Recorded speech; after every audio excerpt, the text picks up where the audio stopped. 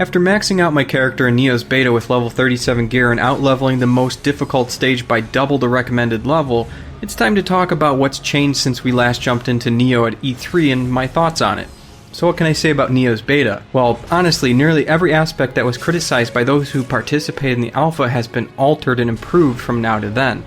Weapon durability has been removed, the quick slot system has been revamped to accommodate more items and ease of swapping weapons, load screens are much shorter, any surplus of healing elixirs are now sent to a storage that's separate from your main character's inventory, which can hold 2,000 items. Character-driven cutscenes promise a more intricate narrative awaiting the full release of the game, and many other alterations. So yes, in the past 6 months, Nioh has been made a much better game, thanks in part to vocal community criticisms, and also thanks in part to Team Ninja listening to that feedback. That said, Nioh still has room for improvement, like enemies that look janky as hell skipping animation frames when they're really not that far away, having to manually send those elixirs from your storage to your person after using them, and any number of other little things and a few bigger things that I'll talk about later. But for now, damn near every aspect of Nioh has been improved from the alpha to the beta. Beside improving old features, with the beta came a lot of new features as well, like skill trees that are deeper with additional abilities, and a larger array of magic and ninjutsu complement a wider variety of potential character builds, like invisibility scrolls and smoke balls for a stealthy approach, or gigantic bombs and healing spells for a different method to tackle combat. Adding even more, a few additional weapons were showcased as well, like dual swords, or the stationary unblockable cannon. Also, a blacksmith was revealed. The blacksmith can influence equipment by reforging stats to shoot for that perfect item outcome. Soul Match to increase the level of a desired item by destroying a higher level undesired item, and many other features that are still under wraps until the official release. All of these things and many more still to be revealed add to the depth of Nioh. But more than anything, the greatest improvement since the alpha is the new alterations, implementations, and additions made to Nioh's multiplayer. Now, most importantly, Nioh's online functionality feels more stable by a landslide. It's been vastly improved. During the online play in the alpha, enemies and friendly players alike would warp around, rubber band from location to location, and simply jumble all over the place.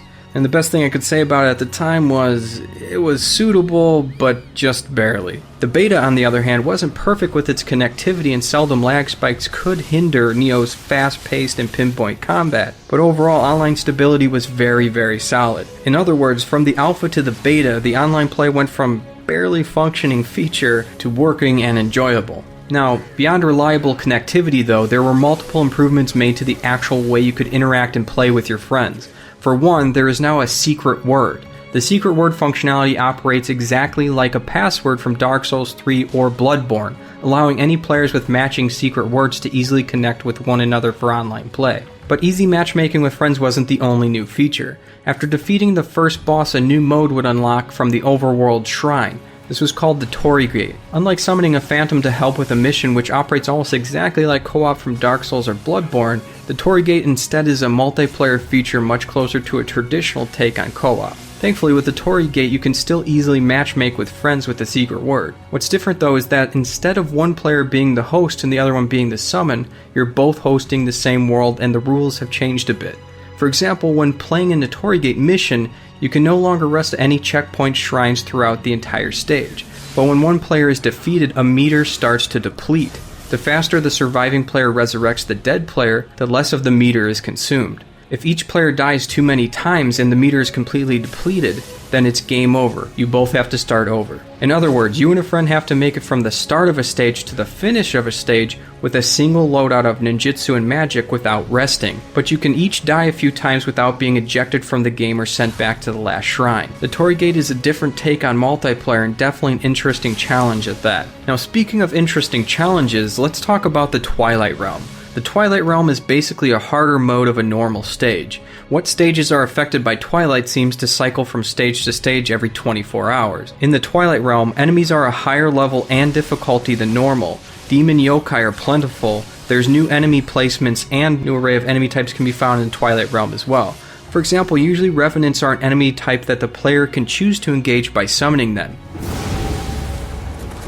But in the Twilight Realm, if you're in a certain proximity to this guitar player's twisted melody, revenants will spawn when venturing too close to them. This, along with the addition of other new enemy types and placement, make the Twilight Realm able to keep the stage fresh and appealing. I really thought the Twilight Realm was a great idea. The only downside was the bosses. This is one of the bigger problems I mentioned earlier. But don't get me wrong though, I think the bosses Nioh has showcased so far are quite fantastic. But with the way the Twilight Realm does so much to keep the bulk of a stage and the enemies that inhabit it feeling fresh, it's a disappointment then that the only difference about a Twilight version of a boss and a normal version is that trash mobs periodically join in the fight as well in the Twilight Realm. Now, I've said this before and I'm sure I'll end up saying again that throwing ads into a boss fight to increase the difficulty of the fight just feels like a lazy crutch in place of implementing actual mechanics. Granted, some specific boss fights can take ads and make it an interesting mechanic, but at least in the Nioh Beta, adding mobs was the only alteration to bosses in the Twilight Realm, and it really didn't contribute anything special to the battle.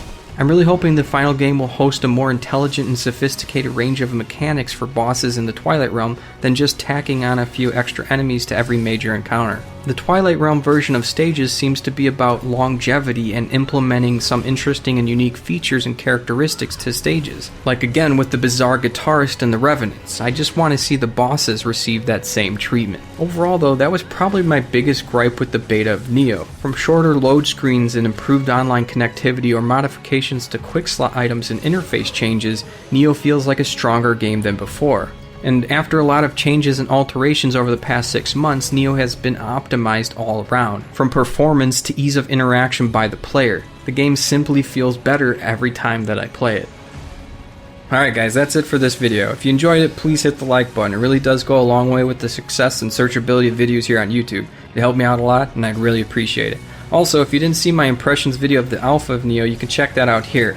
Also, I have some exclusive E3 gameplay which I talk about here. You can check those out, and there's definitely going to be more Nioh content in the future. Alright guys, thanks for watching, and I'll see you in the next one.